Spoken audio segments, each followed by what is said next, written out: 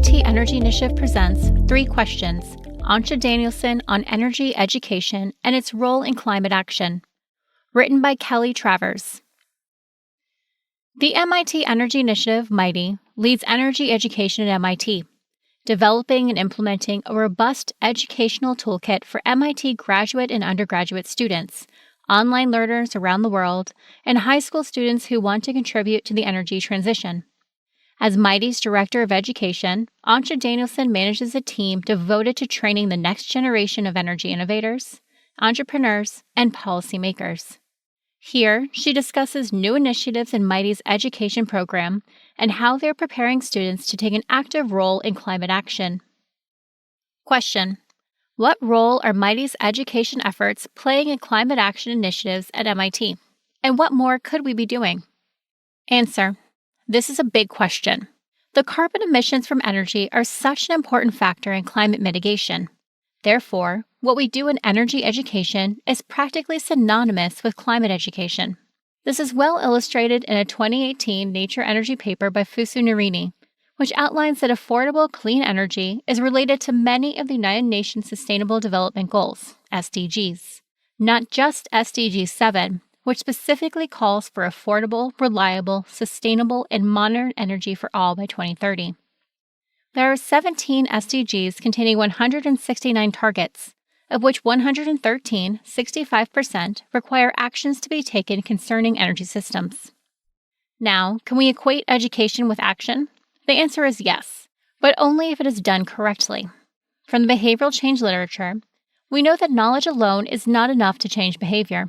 So, one important part of education program is practice and experience through research, internships, stakeholder engagement, and other avenues. At a minimum, education must give the learner the knowledge, skills, and courage to be ready to jump into action. But ideally, practice is a part of the offering. We also want our learners to go out into the world and share what they know and do. If done right, education is an energy transition accelerator. At MITEI, our learners are not just MIT students. We are creating online offerings based on residential MIT courses to train global professionals, policymakers, and students in research methods and tools to support and accelerate the energy transition. These are free and open to learners worldwide. We have 5 courses available now, with more to come. Our latest program is a collaboration with MIT's Center for Energy and Environmental Policy Research, CEPR, Climate Action Through Education, or CATE. This is a Teach the Teacher program for high school curriculum and is a part of the MIT Climate Action Plan. The aim is to develop interdisciplinary, solutions-focused climate change curricula for U.S. high school teachers with components in history, social science, English, language arts, math, science, and computer science. We are rapidly expanding our programming. In the online space for our global learners, we are bundling courses for professional development certificates. For our undergraduates, we are redesigning the Energy Studies minor to reflect what we have learned over the past 12 years. And for our graduate students, we are adding a new program that allows them to garner industry experience related to the energy transition. Meanwhile, CATE is creating a support network for the teachers who adopt the curriculum. We are also working on creating an energy and climate alliance with other universities around the world.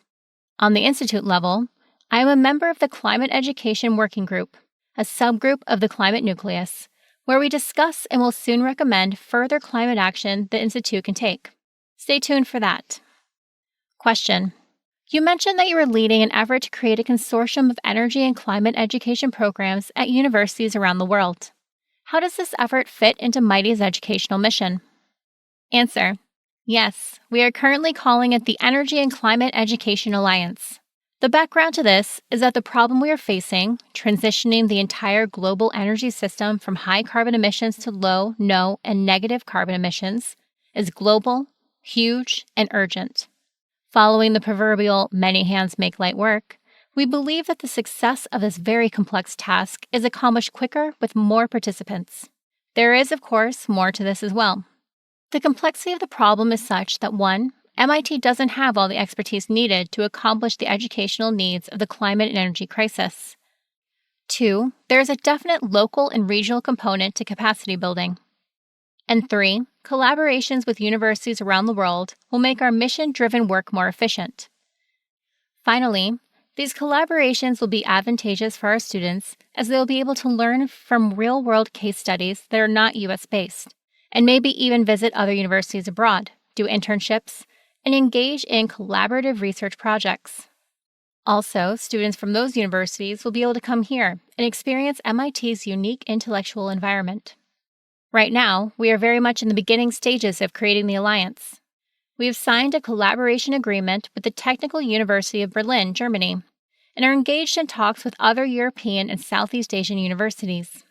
Some of the collaborations we are envisioning relate to course development, student exchange, collaborative research, and course promotion. We are very excited about this collaboration.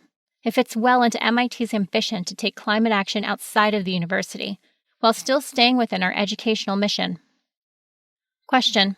It is clear to me from this conversation that MITEI's education program is undertaking a number of initiatives to prepare MIT students and interested learners outside of the institute to take an active role in climate action. But the reality is that despite our rapidly changing climate and the immediate need to decarbonize our global economy, climate denialism and a lack of climate and energy understanding persist in the greater global population. What do you think must be done, and what can MITEI do to increase climate and energy literacy broadly?